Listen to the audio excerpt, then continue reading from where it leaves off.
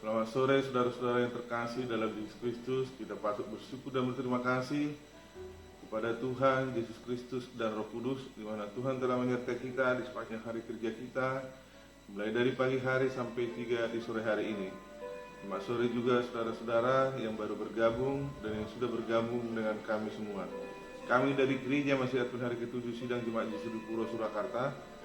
Pada saat ini kita akan membahas mengenai firman Tuhan, yaitu pelajaran sekolah Sabat yang kami adakan di setiap minggu, dan di sepanjang satu minggu ini kita akan mempelajari sebagian dari firman Tuhan dengan judul istirahat yang terakhir, dan ayat intinya terdapat di dalam Korintus 2 ayat 9. Tetapi seperti ada tertulis, apa yang tidak pernah dilihat oleh mata dan tidak pernah didengar oleh telinga dan yang tidak pernah timbul di dalam hati manusia, semua yang disediakan Allah untuk mereka yang mengasihi Dia. 1 Korintus 2 ayat 9. Sebelum kita membahas lebih lanjut, mari kita berdoa dulu, mengundang Roh Kudus untuk hadir di tengah-tengah kita. Bapa di surga, Bapa yang penuh kasih, yang selalu mengasihi kami dalam kehidupan kami. Kami patut bersyukur dan berterima kasih Tuhan, karena Tuhan telah menyertai kami di sepanjang satu hari kerja kami sampai tiba di sore hari ini.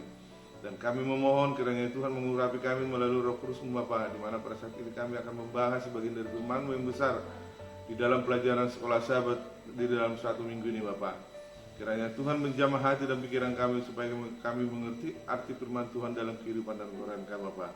Mohon ampun segala dosa pelanggaran kami di sepanjang satu hari, sebagaimana kami juga mengampuni orang yang bersalah kepada kami Bapak.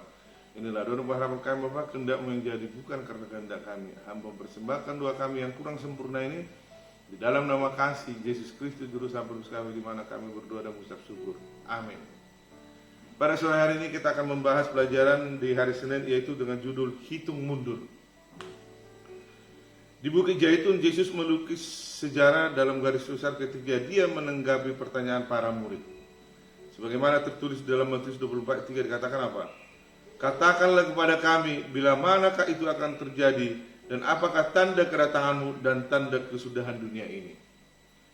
Khotbah Yesus yang terkenal yang dicatat dalam Matius 24 mencakup garis waktu sejarah yang tidak terputus dari zamannya sampai kedatangan kedua kali dan selanjutnya. Yesus ingin memberikan kepada umatnya sepanjang zaman sketsa garis besar jadwal ilahi untuk nubuat akhir zaman, sehingga mereka yang hidup di akhir zaman dapat dipersiapkan untuk peristiwa terakhir. Dia ingin kita dapat beristirahat dengan percaya diri dalam kasih-Nya, bahkan ketika segala sesuatu di sekitar kita berantakan. Orang-orang dari Gereja Masjid Hari ke-7 tahu betul uraian Daniel tentang ada sesuatu waktu kesesakan yang besar seperti yang belum pernah terjadi sejak ada bangsa-bangsa, yang terdapat di dalam Daniel 12 ayat 1. Yesus ingin kita bersiap untuk peristiwa ini yang mendahulunya, kedatangannya yang kedua kali. Kalau kita buka Alkitab kita di dalam Matius 24 ayat 4 sampai dengan ayat 8 dikatakan apa? Pada saat itu Yesus ditanya oleh murid-muridnya. Dan murid-muridnya bertanya, katakanlah kepada kami, bila mana itu akan terjadi dan apakah tanda kedatangan-Mu dan tanda kesudahan dunia ini? Jawab Yesus kepada mereka, waspadalah supaya jangan ada orang yang menyesatkan kamu. Sebab banyak orang akan datang dengan memakai namaku dan berkata, Akulah Mesias, dan mereka akan menyesatkan banyak orang. Kamu akan mendengar deru perang atau kabar-kabar tentang perang. Namun berawas-awaslah, jangan kamu gelisah.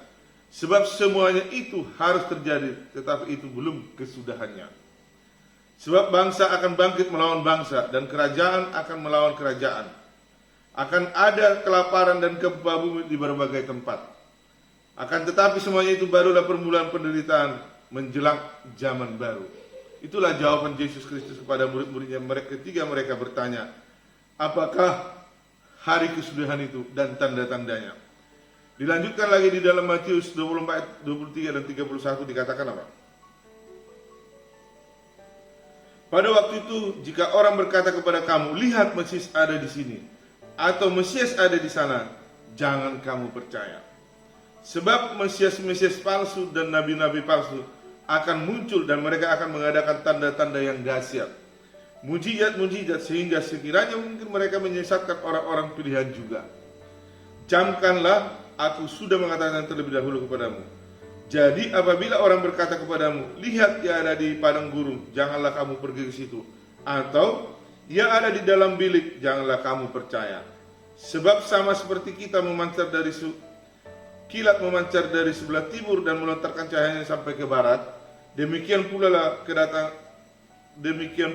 kelak kedatangan Anak Manusia. Di mana ada bangkai, di situ burung nasar berkerumun. Jadi saudara-saudara yang terkasih dalam Yesus Kristus, bagaimana tanda-tanda kedatangan Yesus Kristus? Kalau kita sebenarnya mengikuti nubuatan-nubuatan dari sejak awal dan sampai pada mungkin zaman ini, kita akan mengetahui arti apa? Awal kedatangan Yesus Kristus yang kedua kali. Kedatangan Yesus akan menjadi peristiwa harafiah di akhir zaman. Mengingat jangka waktu yang diberikan dalam nubuatan tentang kedatangannya, dan bahkan dalam khotbah Yesus, ini adalah hal besar. Terakhir kali ada peristiwa klimaks di seluruh dunia, hanya 8 orang di seluruh dunia yang siap untuk itu. Yesus membandingkan hal yang tidak pernah terduga akan dalam kedatangan kedua kali dengan peristiwa itu, yaitu apa? Air bah. Di dalam Matius 24, 37 dan 39 sudah dikatakan, tetapi meskipun tidak ada yang tahu hari atau jam dan kedatangan kedua kali, Allah telah memberi kita hitungan nubuatan yang dapat kita saksikan terjadi di dunia di sekitar kita. Dalam konflik kosmik ini, kita lebih dari sekedar pengamat. Kita harus menjadi peserta aktif dalam menyebarkan Injil ke ujung dunia, yang berarti bahwa kita juga akan menghadapi penganiayaan. Saudara-saudara yang terkasih dalam Yesus Kristus, marilah kita bersiap sedia menyambut kedatangan Yesus yang kedua kali. Kita memang tidak tahu akan kapan datangnya. Apakah di pagi hari, di siang hari, di malam hari, atau di tengah malam, kita tidak tahu. Tetapi bersiap-siaplah bahwa Kristus akan datang kedua kali. Dan itu menjadi suatu janjinya bagi kita, suatu janji yang pasti. Dan kita tetap fokus dan setia kepadanya dan berserah sepenuhnya. Kiranya kasih Tuhan memberkati saudara dan saya di sepanjang malam ini. Dan itu menjadi suatu kepujian dan kemuliaan bagi nama Tuhan. Amin.